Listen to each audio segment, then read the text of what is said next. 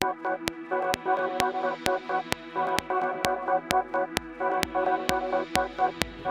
we're on our way from Melbourne to the Victorian High Country. We've put together a bit of a Victorian High Country golf trip here. We're going to go check out Myrtleford Golf Club, Bright Golf Club, and also going to try and get to Mount Beauty Golf Course, which is sort of just at the base of the mountain where Falls Creek is, the ski resort.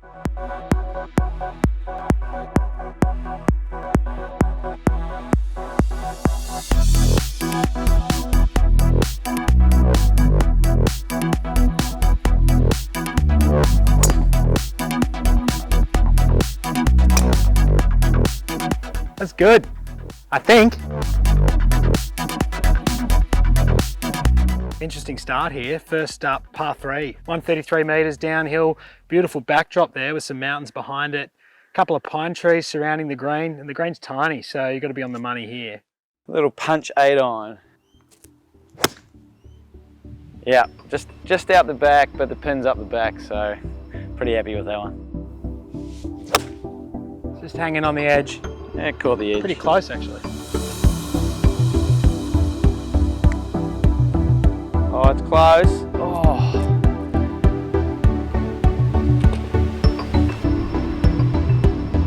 Chance here, chance! Oh! So we're on hole 2. The hole's over there. Like the green's over there. Big dog leg. Yeah. Massive dog leg. Like, I'm surprised that people don't just go down whatever hole that is. Oh, I like it. Finish. I like it. A little bit of protection here from this big power line. Just blocking the sun nicely there as I stand over the ball. There's a massive tree here on the corner, so you sort of have to hit a big slice if you can hit the ball over 200 metres, that is. So it almost hit the tree, but it's cutting around. Can you go through? Yes, you can go through. I heard trees.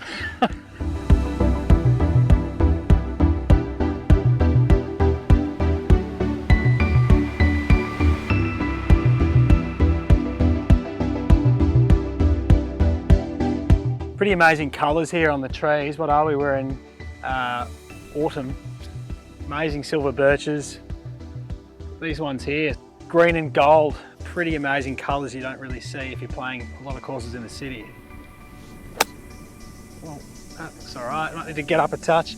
Nope, on the green. There we go.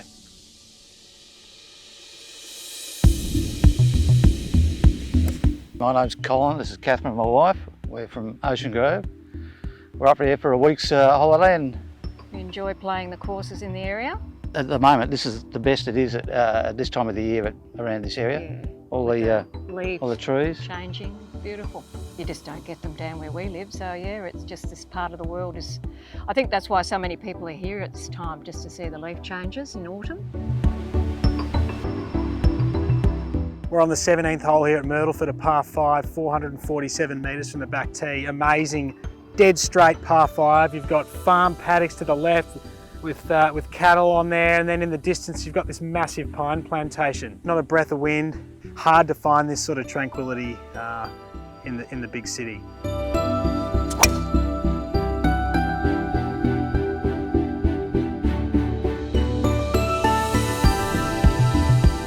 So we're here on the deck at Myrtleford Golf Club. Completed our round. What did you think of the course, Blakey? Yeah, it's fantastic. Really bit of a gem up here in the high country of Victoria. I thought the best part of the course was obviously the colours. That was definitely the standout, but even the course condition, like the Cooch fairways, were pretty impressive, and the setting underneath the mountains above, not a breath of wind. Yeah, well, I mean, if that's what the conditions are like around this time of the year, I mean, I'm thinking about moving here myself.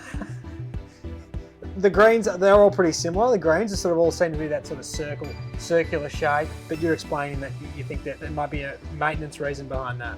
Obviously smaller greens, less grass to cut and mow, and they're all raised, and that's easier for drainage, so you can play when it gets really rainy, really wet during the winter.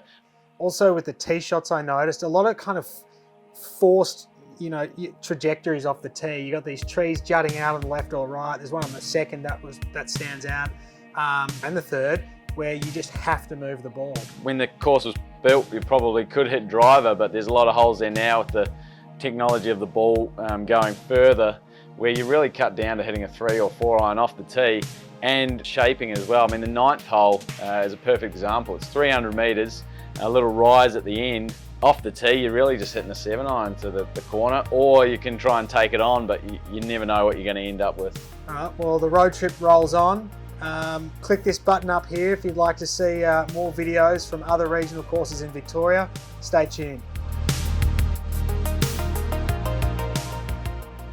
Pretty frosty early morning conditions here, hitting the road for Bright Golf Club.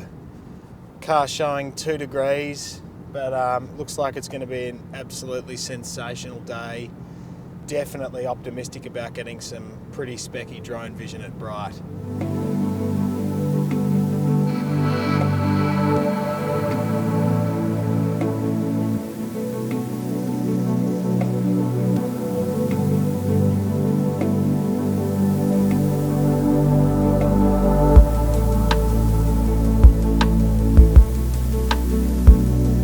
From the moment you arrive at Bright Country Golf Club, it's pretty hard to miss this amazing Californian redwood pine tree, which is right next to the clubhouse. You will have seen from those drone pictures just how much it stands out from the air. And this sign in front of it says that it was planted 98 years ago and that it's 47.4 metres in height. But I can tell you from the air, it certainly looked a lot taller than 47 metres.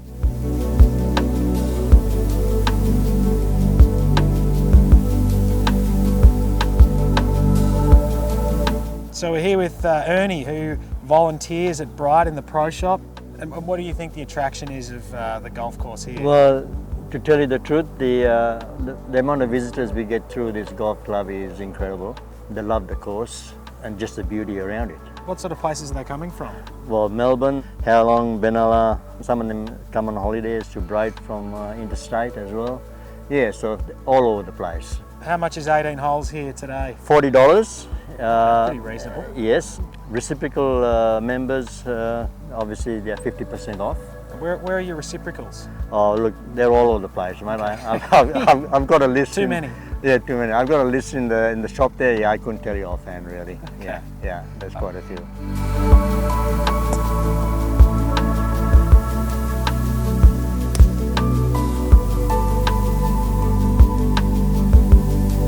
So Blakey, we're on the 6th tee here, downhill par 3. What are we looking at? Yeah, so we've got 134 metres to the flag and about 5 metres downhill, I'd say, and it's a raised green. It sort of bowls off on all sides of the green. And what about the scenery here? Tell us about that. Pretty special backdrop there with all the trees.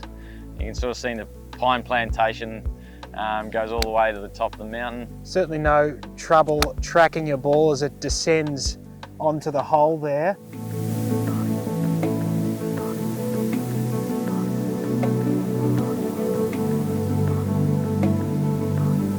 This is a pretty interesting stretch here, 6 and 7. We're on the 7th tee, dogleg left, par 4, 398 from this back tee. It's got a couple of big pine trees right in the centre of the fairway. Blakey, what's the view like here from this back tee on ground level? At this stage, you can't even see where the flag is. You don't even know where the green is.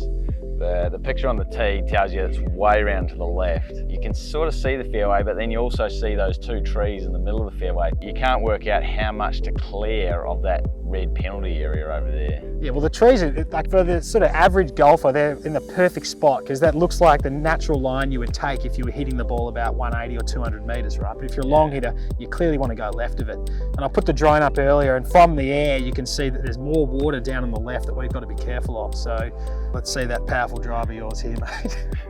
Let's have a go.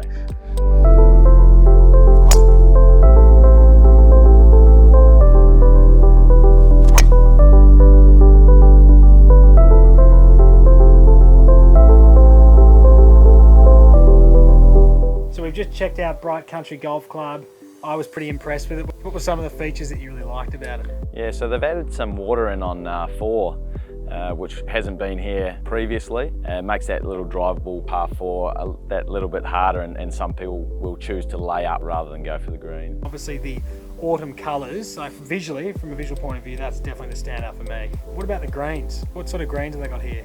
Yeah, no, again, similar sort of bowl shape, especially like on 4. If you don't keep it in the middle of the green, it's likely to roll off.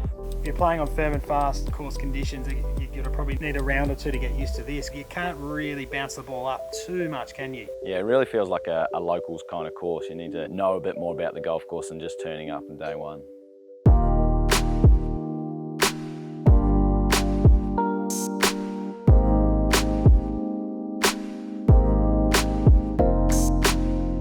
So we're here with Stephen Short from Mount Beauty Golf Club. Stephen, tell us a little bit about your role here.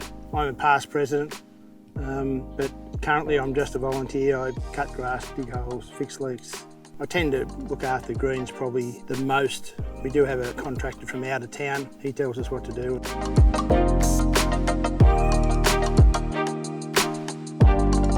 So tell us a little bit about this place. What's the appeal of Mount Beauty Golf Club? It's got a lot of character. No holes are the same. They all head in different directions. You've got great outlooks to the mountains, down the valley. You reckon this might be the hilliest course in Victoria? Oh, I believe it's not. No, I have heard there's another couple that would probably outdo us. There's one fairway that you can get a level lie, but you normally got ball down below your feet, above your feet, uphill, downhill. Yeah, it's not real level.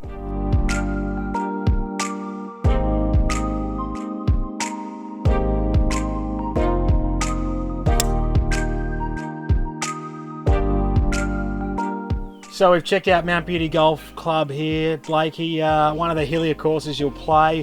What are your takeaways from the course? Yeah, no, very hilly, but with the hills brings the views. You know, we've got the Kiewa Valley over the lake in the township. Quite a few roos out there, isn't there? Yeah, they could start up some kind of tourism visit type thing, showing them the roos if they really wanted. There's a fair few out there. And the condition of the greens, I was pretty impressed with the greens. They're actually pretty firm, aren't they? Well, thanks for watching this Victorian Alpine Region golf road trip that we've put together. We hope maybe you'll be encouraged to go and visit a few of these courses. And if you haven't already, make sure you subscribe to Under the Cards YouTube channel.